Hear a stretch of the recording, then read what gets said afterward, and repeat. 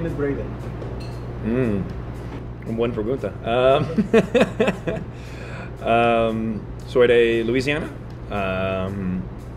Vivo muchos años en Lafayette y New Orleans. Mi casa es the sur de Louisiana. I guess you'd say mi inspiration. So mucho tiempo en la barra y restaurantes con comida y tragos. Pero para los pasados 6 o casi 7 años estudiando agave, raicilla, mezcal, tequila, bacanora, en todo. So es my passion es agave. Mi casa siempre es Louisiana, pero mi pasión, my creative outlet es México. Do you remember your first encounter with cocktails? Estuvo en Lafayette, Louisiana. Mi primer trabajo en una barra es the Blue Dog Café en Lafayette, Louisiana. Usualmente solo Crown and Cokes, whisky, sodas, muy sencillo cosas, vodka, toronja, estas cosas. Pero uno de regular, un cliente, llega con un libro de tragos clásicos. Muy sencillo y probablemente muy incorrecto. Pero es mi primera vez para, este es vermouth con whisky y angostura. Y la botella de angostura en Blue Dog Café, tenemos uno para 3 años. Y usamos uno cada día aquí ahorita, por perspective. Pero it was stained, muy sucio, like crusty. Recuerdo, the fuck is this? It's angostura. And so, con whiskey, vermouth, mi primer Manhattan. I had 17. And after that, you begin this research about agaves and spirits, or?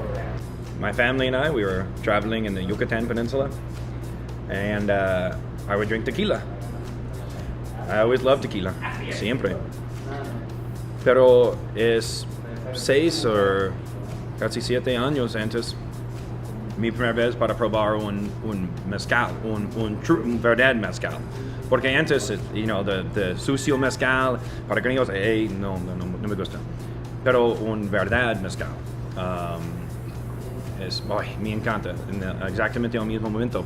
So, fui a Oaxaca para conocer. I tried mezcal for the first time, and so I wanted to go to Oaxaca and, discover the category a little bit more. And when I was there, I tried a lot of different kinds of mezcal, and I fell in love with it as a category. Found it much more interesting than whiskey or anything else I had tried before. Definitely a little bit more interesting for me than tequila. But then about a year later, I went with Fortaleza to their industry tour. And so they flew me into Guadalajara, me and my friend Katie, and we did their tour, and we stayed for a few days extra. And we kept hearing this name, Pedro Jimenez, Pedro Jimenez, Pedro Jimenez. So we went to Para de Sofrir, and I knew I had to meet this guy. And they're open 3 nights a week. So the first night was Thursday. We were there from open to close. Pedro did not show up. We went the next day, open to close. Pedro did not show up. The third day, we're there, open to close. But just an hour before close, Pedro shows up. And I cornered him like an animal. And I said, because in this time, I was drinking so much mezcal from Jalisco that I'd never had before, did not even know really existed. And I just completely fell head over heels for this. I thought it was something completely different, something even more interesting, something even more involved and traditional than the mezcal I tried before. I knew what I needed to do. I knew that the real studying of agave was here in Jalisco. So I came back down here to Guadalajara, and I did a cocktail pop-up for New Orleans cocktails. That was popular. And then I brought Pedro back to New Orleans, and so this kind of back and forth happened before I originally just said, fuck it, I'm going to move to Guadalajara. What you found in Guadalajara that makes you take that decision? It's the culture. It's the food. It's the people.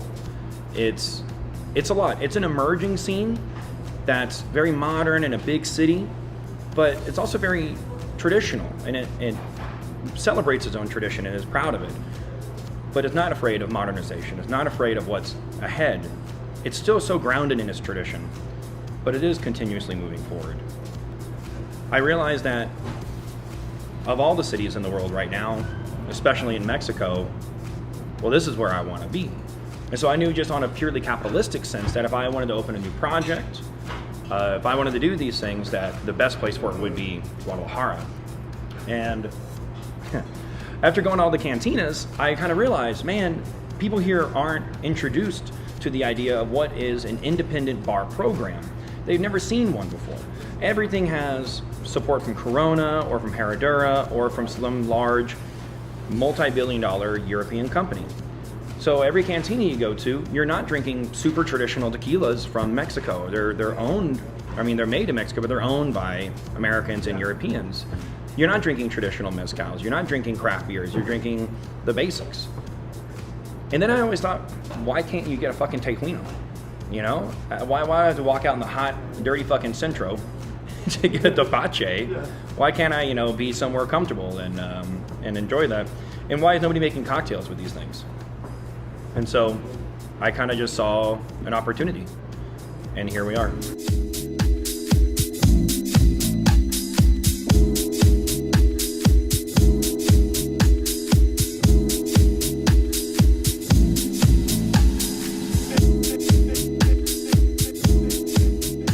The cocktails here are traditional in a way.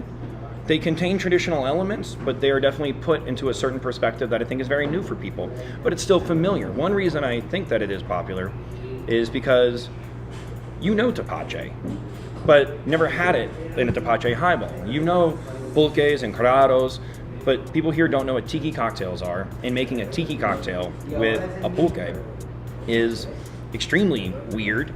And I think something new, but again, these are flavors that are familiar to people here. The idea is to celebrate the small producers, to celebrate the flavors that they have here, the flavors that are home, not to mask them, not to change them, not to try to rework them. Just take a traditional tepache from the market in Sopapan, throw in some beautiful independent tequila, a little bit of salt and lime, and there's a cocktail. What do you try to do with the kitchen and your cocktails? Like a good mix? I believe so, and that's Isaac Redman, did the concept for the kitchen, which I think is perfectly complementary to the cocktails, because the food is something extremely familiar for people here, extremely, just from your mom's house. Fresh tortillas and cheese and chicharron, salsas, and just very simple, fresh things that I think complement a cocktail program that does have traditional elements, but shown through a different light, shown through a different perspective.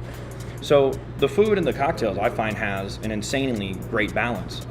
Redman is extremely charismatic and creative when it comes to food. He speaks a certain language with food and hospitality that I've never worked with anybody like that before. Also, there's a mix between a body in New Orleans, an atmosphere from New Orleans, but in Guadalajara. See, I can see that, and I'm glad to hear when people say that, because we talk about Guadalajara tiki. We talk about this concept that is tiki but Guadalajara, because it's the flavors of Guadalajara, but done in a philosophy of tiki. Tiki's not just some weird cup with a weird garnish. It actually has balance. Yeah, it actually has balance and actually has certain elements to it, but my favorite would be the element of escapism. The idea is that when you're in Don the Beachcombers bar, the original tiki bar, you were not in Los Angeles, you were in Don the Beachcombers. We wanted the Lao to be like that. You're not in Guadalajara, you're in the Lao. The idea that it is an escape.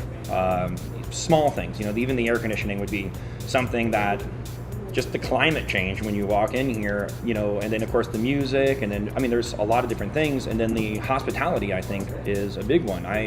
We pride ourselves in having very individual hospitality sense. That's why we don't crowd our bar up too much. We try to respect people's space and respect the time. We don't rush people. We want people to feel though they can take their time and really explore the category. One of the things that I really love of the Lao is you can came here and talk to you, and you always are open to explain, to have a talk about spirits, tequila. I appreciate that, and that's one of the goals here, is that we want to have that hospitality sense again in the New Orleans aspect, but also I kind of don't like the mixology thing, and I think with mixology there is this shroud of mystery, this curtain of mystery that's supposed to be between the bar and the customer. And I never really liked that relationship. I think that some people pull it off, some bars pull it off very well. It's an artistry, but here in Guadalajara, it's just I don't feel that vibe really jives with the Tapatíos sometimes. I feel like it is a friendlier place, a more open place, and it allows a daytime bar concept. It's meant to be, we don't have a shroud of mystery here. You want to come and we can talk about the processes and everything. I don't mind having that conversation. In fact, I enjoy talking to people about the process and the products. It's the kind of place where before you order, it's a conversation. That's why I often tell people when I get the menu, hey, if you need something now, just let me get you a Colomita lager or a beer, you know, and then read the menu. We can talk about all the things that we have, you know, because some people here are so used to just sit down. Siete leguas. It's like, okay, first of all, we don't have anything that you're about to ask for, you know. So just we have a lot of great things, but we're not going to have a Coca-Cola. We're not going to have this and that. Yeah. Where do you think the Lao is going? I don't know. You know, it's a very organic project. And it means a lot of different things to a lot of different people. And that was the concept of it, was for it not to have a very heavy set concept. You know, this is Lao. It was meant to be organic. And us, the partners, and then us, the team that works day to day, and then of course the clients that are here, we allow all that to be an organic growth. It's been a lot of work, and we've changed a lot since the beginning. But I think that still the concept will always be, it is just a place for traditional and fresh things that, you know, celebrate a local economy. And I mean, we're here to have fun. You know, that's another thing about mixology I don't like, is it takes away the fun from drinking.